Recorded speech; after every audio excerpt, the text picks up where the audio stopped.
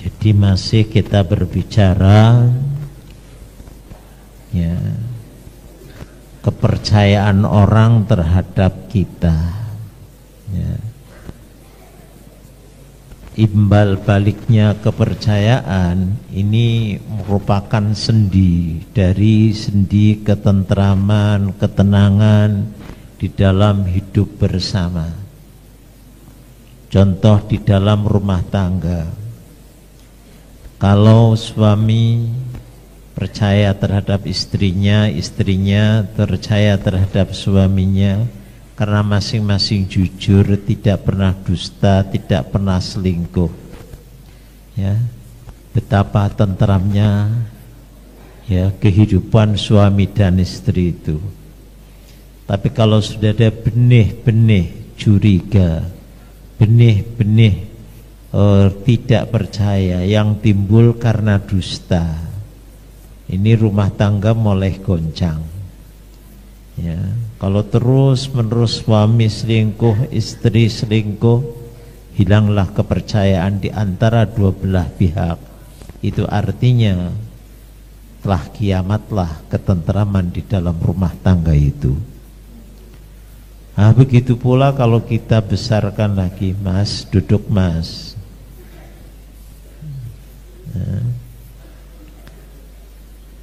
di dalam kehidupan satu keluarga, bapak dengan anak, kalau sudah sering curiga, tidak mempercayai anak karena sering-sering dusta, ya, padahal tidak ada tarikan, bilang ini ada tarikan untuk ini, gitu kan.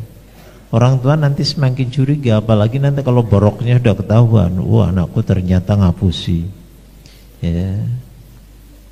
Gitu pula sering telepon dengan telepon yang dibuat-buat, ya. Maksudnya sih untuk mendapatkan kasih sayang dari orang tua.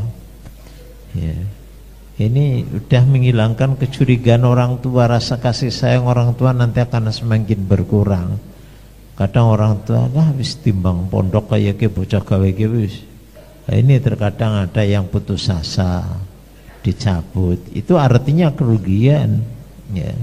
Orang tua sudah tidak membiayai, sudah ya masa bodoh kono karepe, ya aku wong tua wis usaha wis ikhtiar biar katakan anaknya jadi orang pandai, tapi kemudian anaknya terkadang sering nipu, mendustai orang tua, hilanglah kepercayaan orang tua. Ya, gitu pula nanti di dalam bermasyarakat, ya, ber-RT, ber-RW, ya, berkampung sampai kehidupan bermasyarakat tingkat negara. Kalau rakyat sudah tidak percaya lagi, ya, dengan para menteri, dengan para pejabat, dengan presidennya, sulit. Peraturan dan undang-undang dibuat kayak apapun, ya orang pasti akan mengatakan ini tipu muslihat. Apalagi nanti kalau ya yang biasa menyiarkan beritanya juga pendusta lagi, semakin panas situasi, ya. Baik katakan media cetaknya, media elektriknya memberitakan dengan berita-berita yang dusta, dengan gosip, dah ketentraman nggak akan bisa dicapai, ya. Rapuh peraturan, tinggal peraturan, ya, kemudian persoalan pelanggaran tetap berjalan. Sekarang ini kita rasakan seperti itu, ya. Jadi sebetulnya ya letak katakan siapa sih yang punya power sekarang, ya. Ya kalau dikatakan organisasi politik punya kekuatan hak tekan, mana katakan hak tekannya. Gitu pula juga pemerintah dan sebagainya. Ini timbul karena kecurigaan, ya, timbul ada aliran-aliran yang macam-macam ini, baik katakan ekstrim kiri, ekstrim kanan, ini timbulnya juga karena persoalan dari ya tidak rasa percaya, timbul dari rasa tidak percaya, muncullah ya beberapa aliran-aliran yang macam-macam. Ya kenapa kok tidak percaya? Karena tadinya ya didustai oleh masing-masing pihak. Nah, kenapa orang berbuat dusta? Orang berbuat dusta kadangkala karena takut ya kena hal yang tidak disenangi. Ya, saja ya orang dalam jual beli, kenapa dusta? Takut rugi. Ya. Kenapa dusta? Ingin memperoleh keuntungan yang besar. Nah, ini baik katakan karena takut rugi ataupun ingin memperoleh keuntungan yang besar, kedua-duanya akan bilangkan rasa kepercayaan dari pihak lain, sehingga ucapan yang benar pun nantinya akan dicampakkan orang, sekalipun terkadang ucapan itu benar. Ya, kalau orang sudah dikenal dusta, kata orang Jawa, wong urip wis dikei tenger. Ya, dia masih hidup gentayangan di bumi tapi wis dikei tenger. Ditengeri apa? Ah, wis biasa kita goroh, cuma ora sedindel omongi. Wah ini ngomong sungguh-sungguh sampai sumpah palibasane sumpah ping 17 ora dindel ya mergo wis dikenal gorohnya. Ini al-kadzib, ya, menghilangkan kepercayaan. Yang berikutnya ialah tamak. Ya, tamak dan rojak beda. Ya, kalau rojak sama-sama mengharap-harap, tamak mengharap, rojak juga mengharap. Kalau boleh saya buat contoh, saya menanam jagung, kemudian saya berharap ingin panen jagung, itu namanya rojak, satu hal yang baik. Jadi kita berusaha, kemudian kita berharap, ya, usaha kita akan mencapai satu hasil. Itu malah perlu, ya. Jadi kalau orang tanpa punya harapan, ya sudah, barang itu dia tidak mau usaha. Ya, persoalan panen atau ora panen kok, sing penting kita nandur dhisik. Nah, si nandur kita ngarep-ngarep panen, itu namanya roja. Ya, kamu belajar tekun, mendengarkan pengajian, mendengarkan kuliah, mencatat pelajaran, berharap kamu akan jadi orang pinter, itu roja. Kita harus punya harapan-harapan, ya. Bab harapan merupakan dorongan kita untuk mau kerja dan usaha. Ya, lah beda kalau tomak, ndak menanam jagung ingin panen jagung. Ya, saya kepengen panen jagung sekarung dulu. Nandur kapan? Ya, karena dia melihat orang lain pada panen, lalu dia berharap ingin panen, padahal dia nggak mau menanam. Ya, saya ingin panen padi, tapi saya tidak mau menanam padi, itu tomak namanya. Jadi mengharap apa yang bukan jadi haknya. Kalau dia menanam, kemudian berkeinginan, roja, harapan, itu baik. Kamu tekun, rajin, kepingin pinter, itu roja. Tapi kalau kamu kon ngaji ora gelem, umpama mangkat ngaji mengandung turu, ya saja di pondok kayak gitu, ya Abdul Qafal Hazim, ya penggaweane turu karo mangan, pingin pinter, itu namanya tomak. Ya, jadi kembali, orang-orang yang tamak itu orang yang selalu menginginkan, katakan, ya di luar apa yang menjadi haknya. Dia bersungguh-sungguh, kalaupun sungguh-sungguhnya untuk merampas hak orang lain. Ya, kalau orang sudah dikenal dia adalah orang tamak. Ya, orang Jawa sering mengatakan wong celamit ngono, dudu hake diarep-arep. Ini otomatis orang tidak akan percaya, ya. Kalaupun dia berkata sungguh-sungguh pun alah wis paling, ya, mau, ya, nyuwun, mau, ya, katakan ngemis, mau minta-minta, mau paring-paring gitu. Ya. Begitu pula juga orang tidak akan simpati kepadanya. Ya. Kalau orang sudah dikenal celamit, dikenal suka minta-minta, suka paring-paring, tapi dia tidak mau usaha, siapa yang mau simpati? Ya. Tapi kalau orang bersungguh-sungguh kemudian belum berhasil, banyak yang simpati, banyak yang percaya. Nah, sekarang ini, ya, kita lihat, ya, di negeri kita ini pengangguran luar biasa sekali ya. Kalau dihitung-hitung jumlah pengangguran ini di Indonesia itu mencapai 30-40% dari jumlah penduduk ya. Mereka ini ngongkang-ngongkang, makan enak, minum enak, tapi nggak mau usaha. Akhirnya apa ya, jadi tukang todong, pencuri, ngerampas. Kemudian sudah nanti biar dia tidak malu minum dengan minuman air keras dan sebagainya ya. Kemudian menghayal, aku tidak bisa katakan hidup di villa, aku tidak bisa numpak mobil yang enak, udahlah saya menghayal saja ya, ya minum ya, dengan minum-minuman keras, zat-zat adiktif yang lain diminum. Ini berangkatnya dari tamak ya. Tidak mau ijtihad, tidak mau bersungguh-sungguh, tidak mau berkarya, tapi ingin hidup senang dan enak.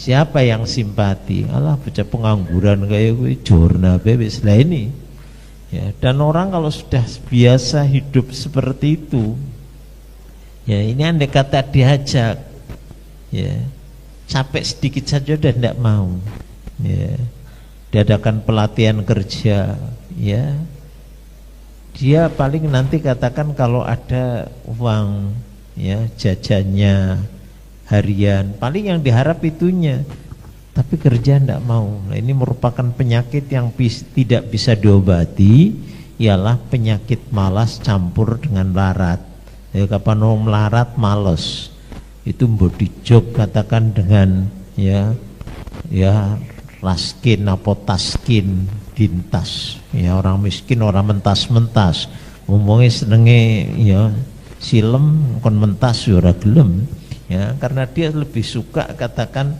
menyelam di dalam kemiskinan ya, biar ditaskin pun tidak mau dia mentas-mentas. Karena apa? Miskin dibarengi dengan malas, dia lebih banyak tamak, berharap lah nanti kalau tamaknya tidak berhasil jadi orang yang nekat. Karenanya ini semuanya berangkatnya dari situ. Jadi tidak percayanya orang kepada seorang karena orang tersebut berangkatnya dia tamak ya, mengharap sesuatu yang bukan haknya ataupun mengharap di luar daripada apa yang semestinya bisa dimilikinya. Berikutnya yang akan menghilangkan kepercayaan orang yaitu khianat. Karenanya orang pengkhianat itu tidak dipercaya oleh orang banyak, itu satu hal yang udah jelas ya, udah nyata kalau pengkhianat itu tidak dipercaya oleh orang ya.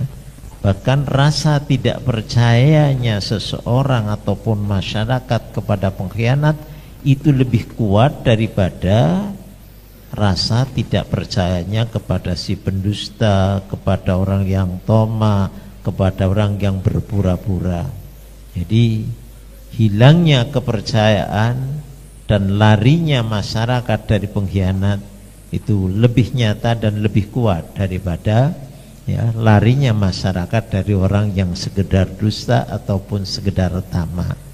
Karena apa? Pada hakikatnya khianat itu adalah merupakan kumpulan ya, tindakan nipu itu ya berarti khianat, pura-pura ya khianat, nifak ya juga khianat, dusta juga khianat, tamak juga khianat ya. Jadi karenanya pengkhianatan dilakukan oleh siapapun lah katakan. Sudah contoh paling mudah itu suami istri ya.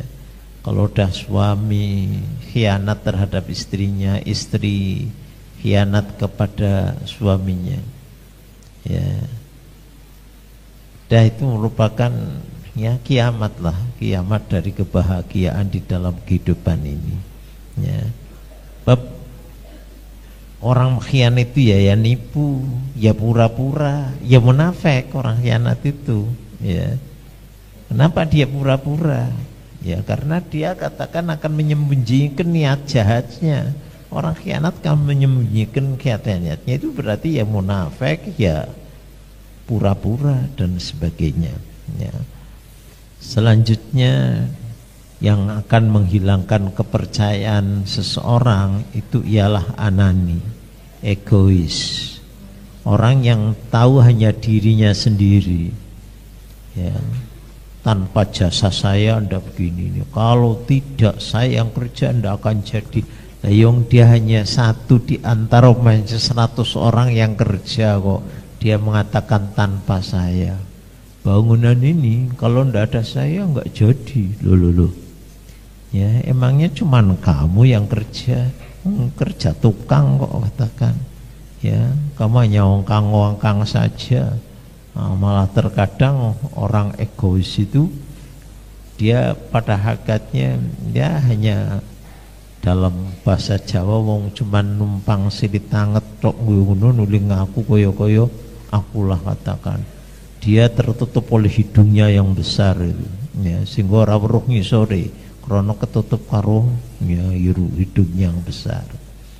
Jadi orang-orang yang egois itu akan selalu berbicara tentang dirinya dengan hal-hal yang dibesar-besarkan tidak sesuai dengan kenyataan. Ya. Dan terkadang apa yang ia katakan itu juga menyimpang dari garis yang benar. Ya. Dia tidak berbuat apa, katakan wah saya sudah korban untuk kepentingan ini katakan. Ini semuanya pengorbanan saya. Wah, kalau bukan saya yang korban, tidak jadi. Ya apa saja katakan. Termasuk juga umumnya masyarakat tentram kayak gini karena saya. Coba kalau tidak dipegang saya. Loh, emangnya cuman kamu yang hidup di dunia ini. Ya. Dah pokoknya kalau ada keberhasilan orang lain, padahal dia taruhlah katakan hanya sebagai pendompleng saja.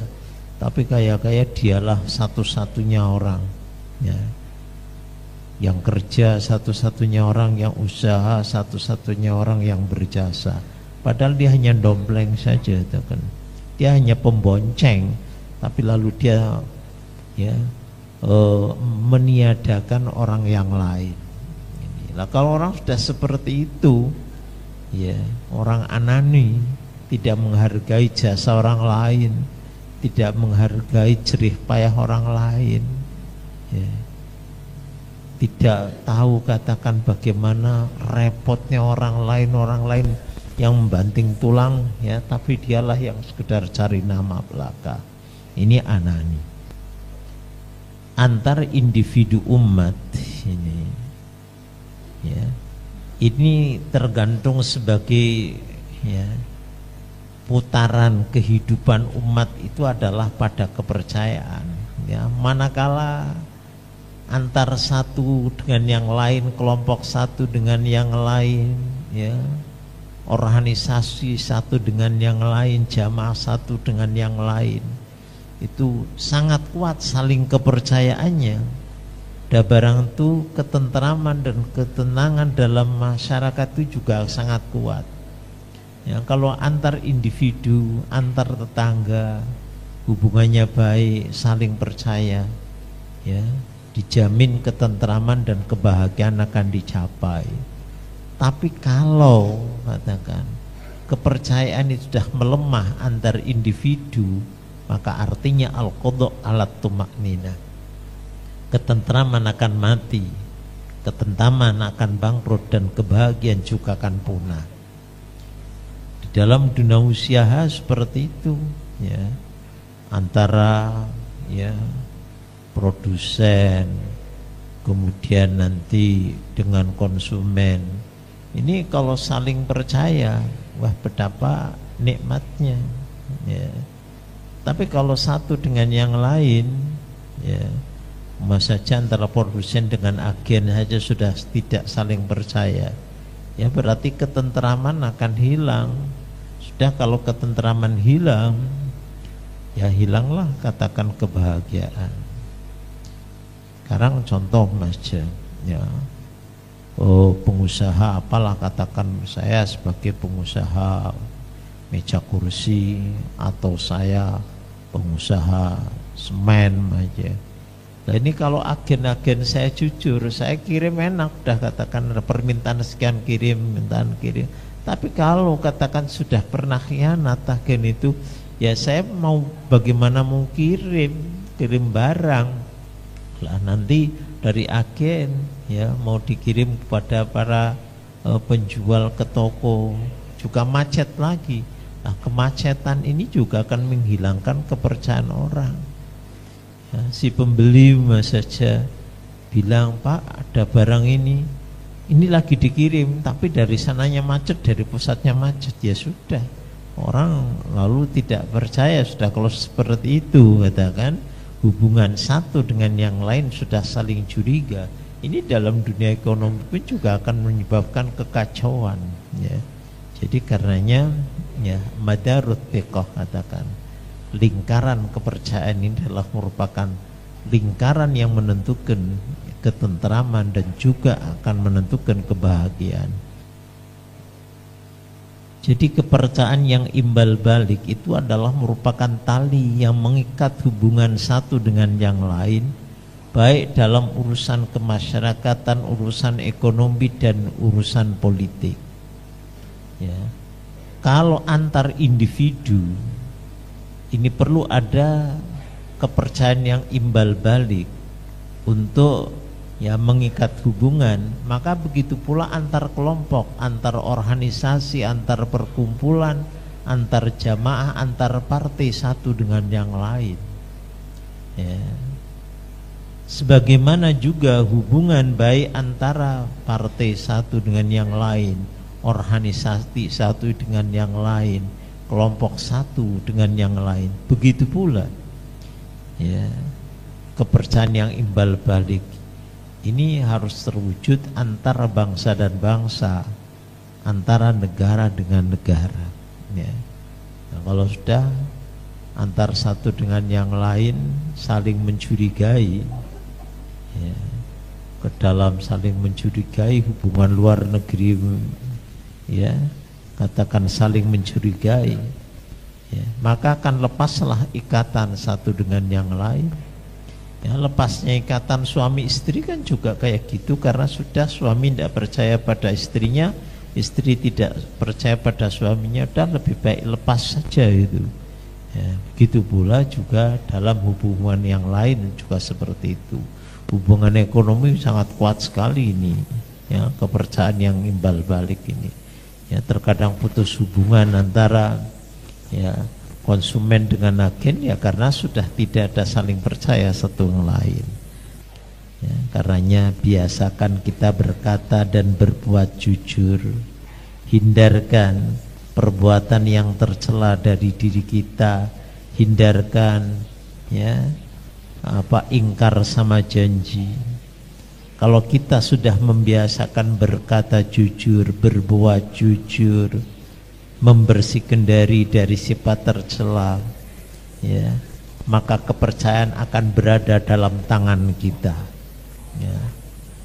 Dan apabila kita sudah memperoleh ya kepercayaan manusia, itu berarti kunci sukses ada pada kita, kunci keberuntungan dan kunci sukses ada dalam kita.